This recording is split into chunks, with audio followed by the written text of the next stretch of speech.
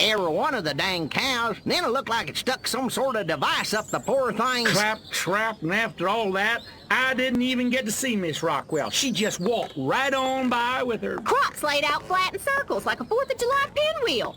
I told Edgar, there goes our savings, no new shoes for the twins, and I guess Darlene's just gonna have to live another year with that overbite. Greetings, fellow human agricultural engineers. There is nothing going on here. Everything is normal. Carry on with your pathetic human lives. That is all. Hi again. It's been a while. This is a continuation of my preview video when I covered the demo version of the Destroy All Humans remake. Now that it's out and I've spent some time playing the full game, I can finally give my thoughts on how the remake stands. I won't go reiterating my views on the demo, so if you want to know my initial thoughts, here's the link. Most of what I said in that video carries over into the full game. Destroy All Humans is a 2005 third-person shooter about world domination. You play as Cryptosporidium 137, foot soldier of the Furon Empire. Your predecessor, Crypto 136, crashed onto a primitive planet known as Earth. A Cryptosporidium captured by a bunch of monkeys? We gotta go in. We gotta crack some craniums. We gotta rescue me. Him. He's gotta rescue me. I gotta... Brains, man. When do I get to blow things up? Your mission is to find out what happened to 136 and assimilate Earth into the Furon Empire. What I loved about Destroy All Humans is the tone of the game. It spoofs 50s era sci-fi B-movies in the same vein as Stubbs the Zombie. But, you know, it's good. My brain! The weapons and abilities work together to assist the player in causing massive amounts of mayhem in large discrete hub levels. Along with the on-foot gameplay, Crypto can pilot his saucer to cause even more damage to the buildings and citizens with reckless abandon. What was impressive about Destroy All Humans was that the on-foot and driving segments were all part of the same level. The shift in scale was always impressive, and that carries over in the remake. If I had to compare Destroy All Humans to other remakes, it's like if Outcast Second Contact was good, for the most part. Although it remains faithful to the original game that Pandemic designed, it makes several confident changes that modernize a 6th gen gameplay. Let's talk about some of the changes in the remake. The cool thing about the revamped Psychokinesis is that you can bank an item as a backup weapon, while you use up the Zap-O-Matic's charge, and then chuck it at an enemy as the cooldown resets. You can now use PK to catch grenades and missiles, and chuck them back at enemies. If you're hovering in the air and activate lock-on, you'll remain airborne as you're firing your weapons at targets. Dashing is by far the best new addition, because it makes on-foot mobility fast and smooth, provided you don't get shot at. To go along with the new dash ability, racing challenges have been altered, so that you're now chasing a defective drone and picking up the DNA caches it ejects to gain slight speed boosts. Originally, racing was a checkpoint race, and its difficulty increased by reducing the amount of time on successive attempts. The change between the remake and the original is like how Trailblazing eventually became Blazing in Saints Row 4. Performing a brain extract will now replenish crypto shields, and coupled with the upgrade that makes it easier to perform successive brain extracts on nearby enemies, you can last longer in firefights so long as you're dashing from explosions and extracting brains. I had wondered how the anal probe would work now that brain extract had been enhanced, and I don't think I like it. It tries to work like a mix between the first and second game's anal probe, but it takes too long to charge up compared to the other weapons, and you can perform brain extract while using another weapon anyways. Holobob got an interesting change. Now when you holobob a target, they're hidden from plain view as you take their form. There's no concentration meter to tell you when your holobob will run out. Now, the holobob itself is a meter, which is great from a readability standpoint, since you're not staring at a meter at the top of the screen anymore. You still need to scan mines in order to recharge the holobob. Actually, doing away with concentration was one of the best choices Black Forest made, because PK was tied to concentration, which severely hindered its utility, along with its original awkward mechanics. Black Forest took mechanics from the second Destroy All Humans game, and incorporated them seamlessly into the remake's design. Instead of hunting down ammo spread throughout the map, you can now transmogrify objects to generate ammo. Instead of hunting down repair pickups, the ship can drain energy from vehicles to regenerate shields. Something that may surprise returning players is that Black Forest added little mini challenges to each mission. If you can clear the challenges, you'll 100% the mission. Think of them like trying to get a gold medal in a GTA mission, or perfect sync on an Ascree game. Normally, I'd hate having those kinds of challenges force me to play the game in a specific way, but I'm okay with them in Destroy All Humans because I like the gameplay, and each mission is short enough where it's not too out of the way to replay a mission to clear those challenges. Black Forest kept the original dialogue, which featured Richard Horvitz, the voice of Invader Zim, as Crypto's handler, Orthopox. I'm not sure if they brought Horvitz back to do any additional lines, because Pox now has extra dialogue to contextualize all of the revamped challenges. Protocol to eject their DNA pods before self-destructing! Guts and gills! Collect them before the auto-destruct mechanism times out! Crypto! I'm granting you a license for a new weapon. The Able Pro. Now portable for more efficient brain collection. Excellent! I believe that's all the fresh brain stems I'll be needing at the moment. Nice haul! Unfortunately, not everything is great about the Destroy All Humans remake. This game has a ton of stability and performance issues. I have a GTX 1060, and while it isn't the newest card around, it should still be able to perform reasonably well running middleware games. It ran fine when I played Battle for Bikini Bottom Rehydrated, and when I played Devil May Cry 5 on medium settings. But in the early portions of Destroy All Humans, I'd experienced slowdown, even when I dialed my video settings down to medium or normal, as the game puts it. And then in later levels, I kept crashing the desktop. Like, a lot. Is a popular hotbed of high...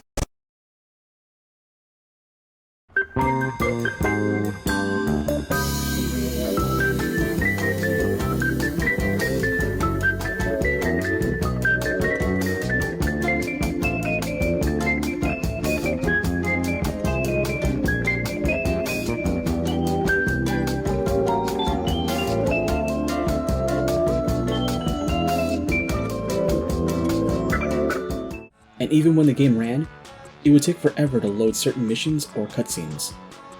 It felt like I was waiting for 5 minutes sometimes, and other times the game would take a while to change states, like completing challenges.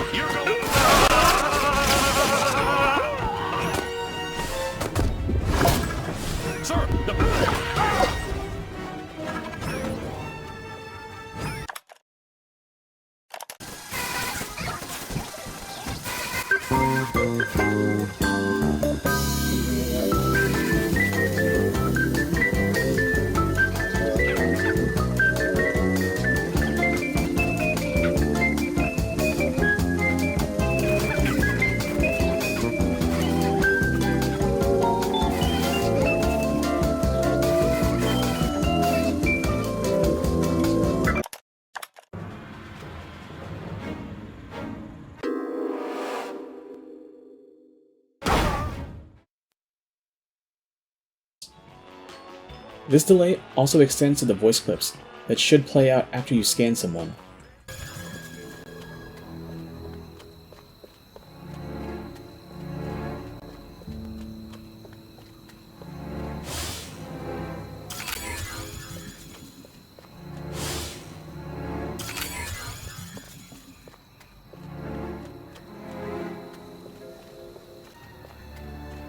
As I was saying, as mayor, it's not only my... What we need is the dumbest, weakest-willed, most malleable human we can find. Admittedly, the competition will be fierce. You just have to scan them all.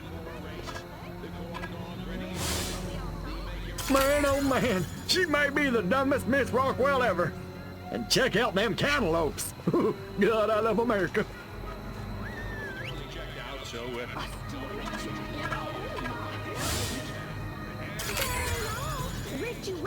This human seems to be onto something. Will wonders never cease? Keep scanning the humans. The in-game chatter between Crypto and Pox also experiences delays that are inconsistent on repeat runs. Okay, I'm at the White House. Looks kinda like a palace. Big, stodgy, neoclassical plantation style. I'm in no mood. I'm detecting a herd of human scientists exiting the White House. Perhaps they've just had an audience with this president. I want you to scan their minds. It'd be great.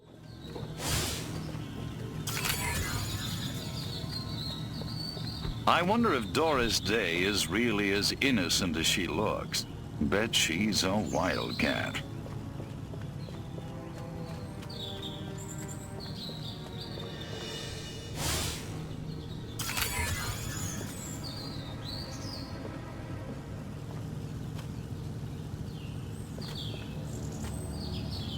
Okay, I'm at the White House. Looks kinda like a palace. Big, stodgy, neoclassical plantation style.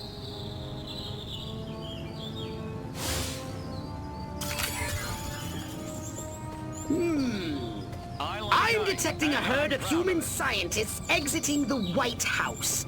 Perhaps they've just had an audience with this president. I want you to scan their minds. This game definitely needs a performance patch. It sucks to say this, because there's a good game here. Not just the one that Pandemic made, but the one that Black Forest iterated, based on Pandemic's design. Do I still recommend Destroy All Humans? Yeah, but at the moment, it's a hard recommend. I can't say if the console versions are doing any better. When all cylinders are firing off, this game is good. There's nothing better than doing a stealth mission and avoiding all the alerts while still pulling off the challenges. It's like playing Diet Hitman.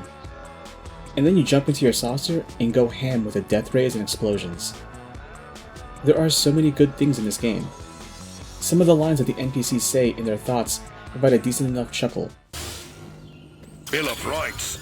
Who the hell needs a Bill of Rights? I'm Bill, and I'm right. Man, am I crooked. I just roughed up a little old lady for jaywalking. Aye, sometimes I kill myself. I mustn't be late. They're waiting for me in the test chamber. Oh wait, wrong game. All right, Crypto. I've analyzed all the thoughts you've collected, and I think I've isolated the perfect subject for you to... Probe and vaporize? No. Abduct and bring back to the mothership.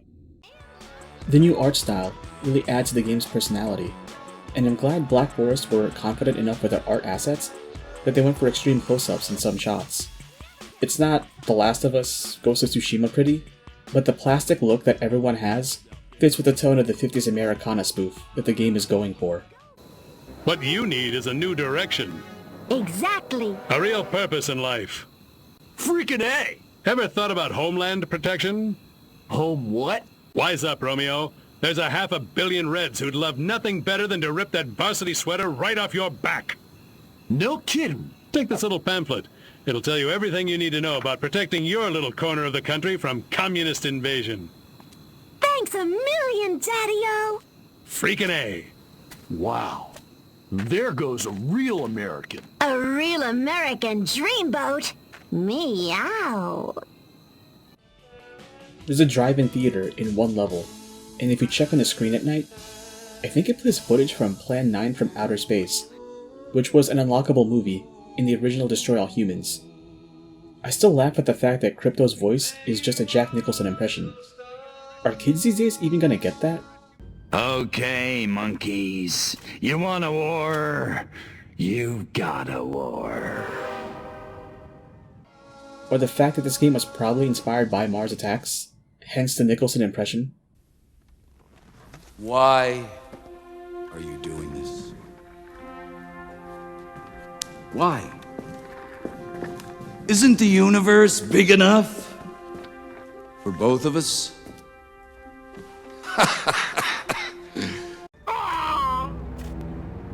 Go on, you commie punk. Finish it. It didn't have to be this way, Armquist. What do you mean? I mean, this ridiculous war. We could have worked together, you and I, to forge a new future, a common future of peace and prosperity for our two peoples. You didn't want to destroy us? Psych. I love this game's sense of humor, because it's willing to spoiler the big plot twist at the end if you happen to read the thoughts of a government spook. Like, it's just based on random chance that you get this bit of dialogue. Why does Silhouette give me these jobs? I wonder if it's because I hit on her at the Majestic Christmas party. Wait, no one's even supposed to know Silhouette's a chick. Scratch that thought. I ain't taking you nowhere without proper authorization. Marilyn, will you take me to the island now? Now you're talking. Welcome aboard, soldier. Ah, there you are, Steve Bloom. So, is Destroy All Humans worth playing? Yes. Is the remake to Destroy All Humans worth playing? Well, that depends on your tolerance for jank. Can you put up with the inexplicably long load times? Can you put up with frequent crashes to desktop? Will you nitpick over the fact that some segments feel like their sound effects are too weak? Quickly, Crypto! You've got to bend the antennae before they... Ew, that has to hurt. Ew. Disgusting. Or non-existent? Or that the remake did away with the running joke in the original where, every time you die, another clone will take your place and you can tell how badly you're doing based on which crypto number you're on? If you're willing to put up with these issues for the time being, then yeah, play Destroy All Humans. It's $40 on GOG and Steam as of now. If you have a PS4, the first and second Destroy All Humans are available on PSN for $20. They also emulate fine on PCSX2, just use software mode. I'm glad Black Forest was able to modernize this classic, but I do hope they put out a performance patch in the future. Like shooting monkeys in a barrel.